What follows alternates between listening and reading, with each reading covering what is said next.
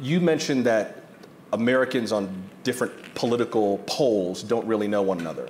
What was your experience of hosting a program that was meant to bring them together? Did you find that people were open to that, willing to be part of that, or was it hard to kind of pull people out of those silos and into a shared space? I have multiple answers, but the main ones, I think there's a tremendous hunger to have this conversation, particularly one that's not vicious, that when you actually have a respectful conversation, people go, okay, this really assures me that we actually have more shared values than we disagree on. I was also repeatedly struck by how unusual that effort was, how rare those discussions were. And so let me give a more positive point. So, you know, Americans don't feel they were listened to. They don't talk to one another that much as they do. But also, our politics brings out the worst in us.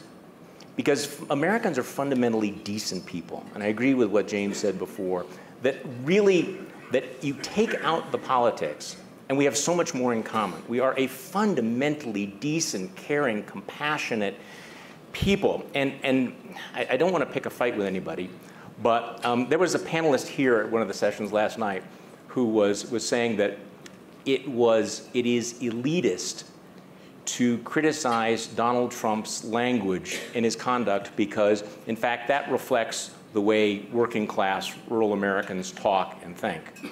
And I thought that itself was profoundly elitist because I know no one who talks like Donald Trump. And I think this is something that we need to deal with. And I don't want to get too much into the daily news cycle, but we're talking about what kind of an American we are. So Donald Trump takes to Twitter and he mocks a woman's looks again. If only we'd been warned about this. If only we'd been warned that we'd have a president who would lash out personally, would mock women's intelligence and their looks.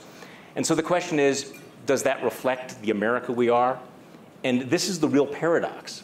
Well, because most people, even people who voted for Donald Trump, would not allow their teenage kids to behave that way. But I am afraid that one of the things that we're up against in terms of the civility is, for better or worse, the President of the United States is a role model. He's the role model in chief.